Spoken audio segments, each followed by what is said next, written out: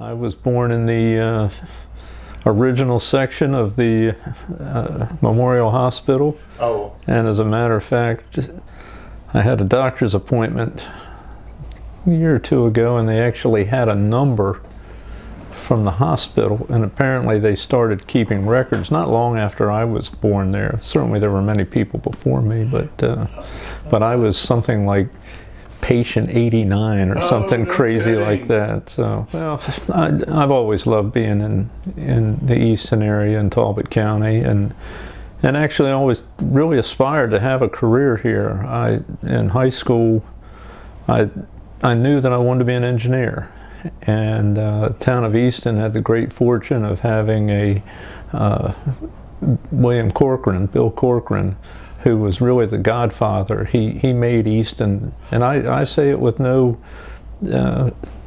level of overstatement. He made Easton what it is. He brought all the utilities and everything to town.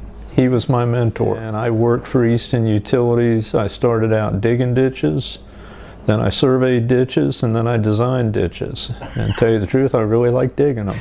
And Bill took me to University of Maryland. It was his alma mater. Oh. And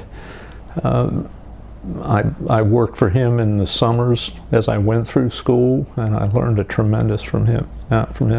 And I actually wanted his job, but he wasn't ready to give it up. Oh. So I finally actually had the opportunity to be the county engineer, Talbot County's first county engineer. And I had the good fortune to create building departments, road departments, built 3 wastewater treatment plants, built marinas, learned construction management, scheduling as the county engineer, and kind of had to learn as you go because I was the only one there was. Well, kind of came to a point in that career and the opportunity to go out on my own. I started a sole proprietor business doing construction scheduling, and I was a construction scheduling consultant and worked on had my first big break on a big project out in Western Maryland, working with another good friend of mine, engineer named Skip Miller, and I worked on a project out there, and that's what got me started. Oh, for heaven's sake. And then in 1986, I joined forces with 2 surveyors who were with the McCrone firm and wanted to go out on their end, and we started a firm called Rauch Walls and Lane. It grew very quickly, and I'm happy to say successfully. But then we hit a blip in the economy, and by that time I had gotten very interested in land development, and had a very special client, and actually developed the Easton Club.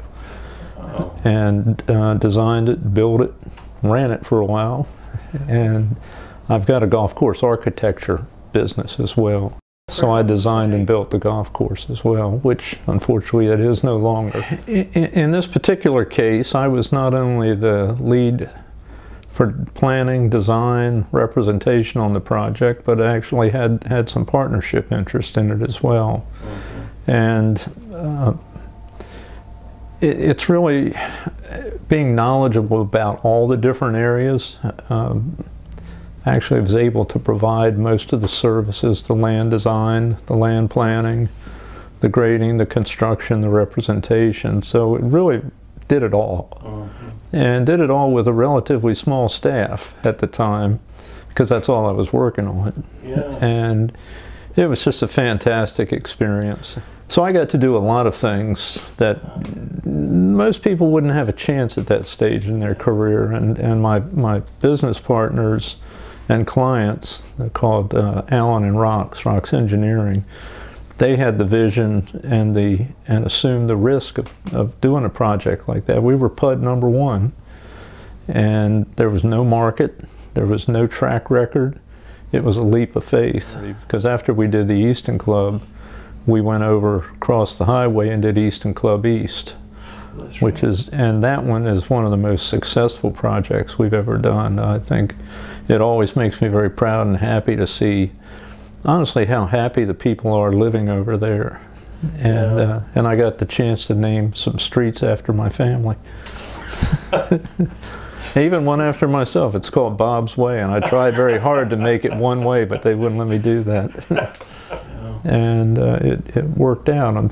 I say, unfortunately, it's gone through several generations, and it's about to go into a new one, and we're having hope to be involved in its new life. Well, after the economy sort of drove me out of the development world, because at the time we had over 10,000 homes in play, lots, in either design, construction, or actual development, from Delaware, Caroline County, Talbot County, and basically I was good to go. And then the economy chose something different. So at that point in time I had to rethink, what am I going to do? So my sons, Casey and Dustin, are both registered professional engineers. We're all from the University of Maryland, and they worked for me in the summers. Casey came out as a bioresource engineer, and he was going to go on to possibly even law school. And I said, well, while you're studying, stick around and work with me. And he decided he liked it. Okay. And my son Dustin, he got his degree in civil, and he runs our office up in Tyson's.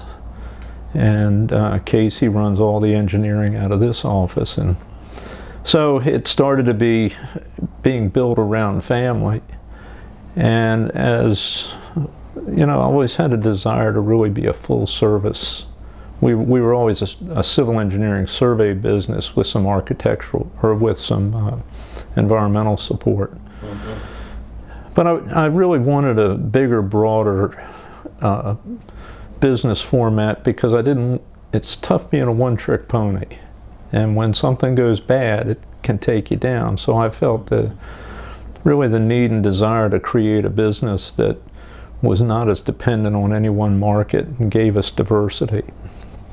So I started looking at ways to do that, and much to my great pleasure, the economy started turning around just as I got into this. And I can truly say today, with having had eyes on retirement, I'm now busier than I've ever been in my life. And I love it. I mean, I love it. It's the challenge. I love the hunt, love the chase, and let somebody else take care of the kill. But it's I love the entrepreneurism.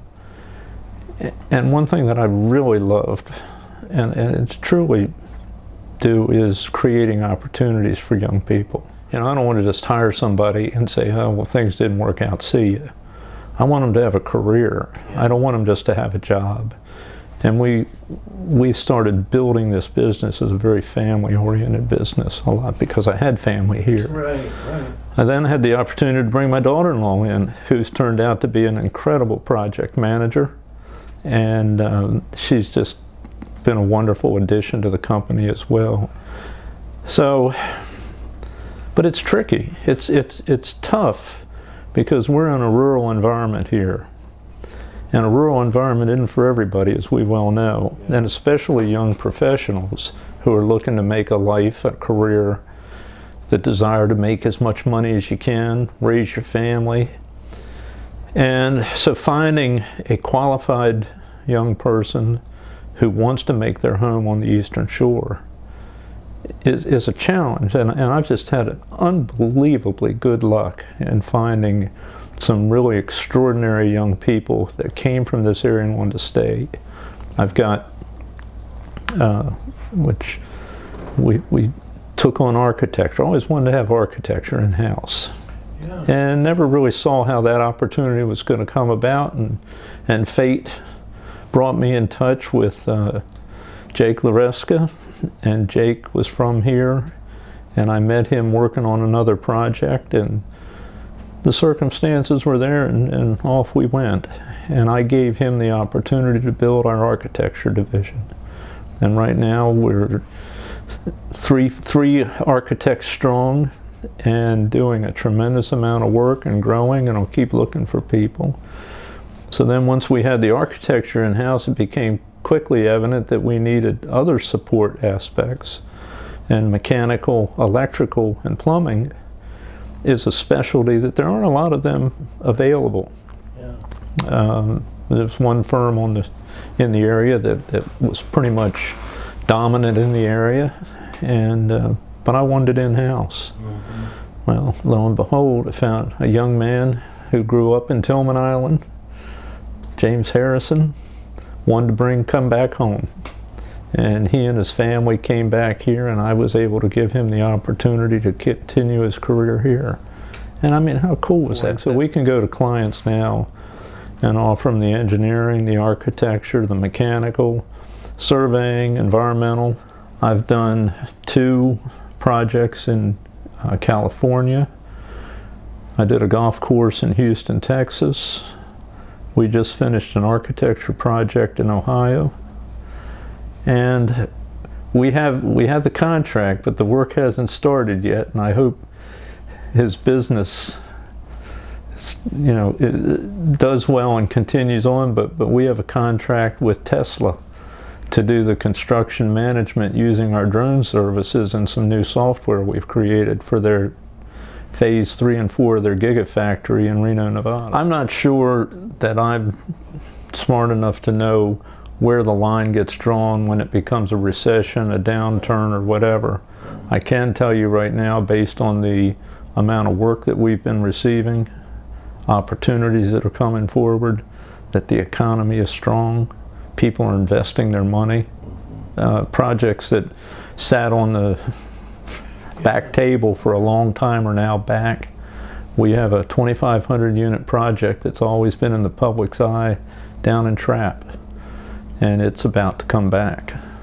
The nice thing about it, it represents really a growth area, and it's going to be mixed.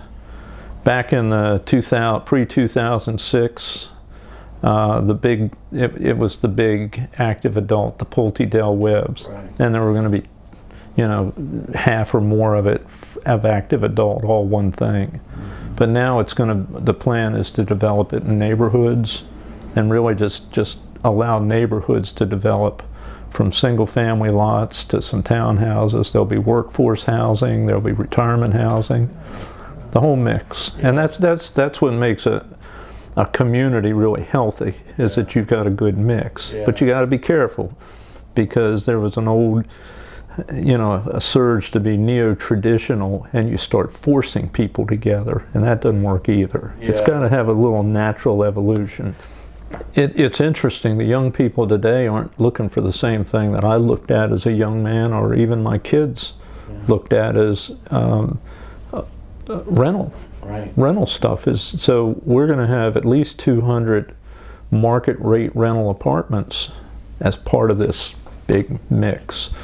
Townhouses, the kind that you can just lock up and go, lock and go. They don't want to mess with the yards and all of that stuff. They just need a place to put their head down. Yeah. Raising families on a large plot of land, there's certainly a need for that out there, but it's not dominating. Smaller lot developments, amenities. They don't need golf courses now for young people. They'd much rather have trails for walking, hiking, biking, kayaking. I've got a project in Federalsburg that's right on the Marshy Hope Creek, 49 lots that I own, along with my partner Rodney Spring. And we've actually gotten it approved for tiny homes. And what is tiny? What's the definition of tiny? 250 square feet to 600 square feet. And if you tune in Tiny Home Nation, there's a multi-billion-dollar marketing effort that I don't have to pay for to introduce people to tiny homes. And it's a housing option that is affordable. That doesn't mean it's cheap or poorly maintained, it's just affordable. It's suitable for young people, first-time homeowners, retirement, vacation. And this particular project in Federalsburg is right on the Marshy Hope Creek, which is one of the most amazing kayaking, canoeing waterways in the entire Eastern Shore. It's right downstream from about, I think it's almost 10,000 acres of Department of Natural Resources preserved. We're doing a project right now again, and taking advantage of some innovations. It's called Clean Bay, and we are taking poultry litter, which is a big problem on the shore because of the nitrogen. And we're working with a client who has found a way to convert that poultry litter into energy. So we are working with them. We have been for about 2 years, and we're expecting to, we actually broke ground temporarily and a soft start, but we're about to start full bore on one down in Princess Anne, one of 6 that we're doing right now. And it'll manage about 60 to 70% of the poultry litter on the eastern shore in Delmarva Peninsula. We started out producing electricity as the primary product, but we're also able to recycle the liquid stream that's high in nitrogen and phosphorus. We can capture all the phosphorus and produce market-grade phosphorus fertilizer so that it can be sold out of them, you know, in places where it's controlled. The nitrogen is then collected into a soil amendment product, which is a third piece. And the electric is, which was going to be the primary, is now, we're now just using that to power the facilities because the real premium is on the natural gas. So the methane gas that's being produced in this process called anaerobic digestion is the product, and it will actually be collected and trucked to sources. And we've got six sites that we're working on. Each site's about a $50 million project, and it has international excitement about it. There are partnerships out of Ireland that are involved in it, and it was actually the brainchild of 3 Marylanders, 3 young Marylanders. Oh, really? And they got to me because anaerobic digestion was a lot like wastewater treatment, and they wanted an Eastern Shore engineer that knew about wastewater treatment. Oh.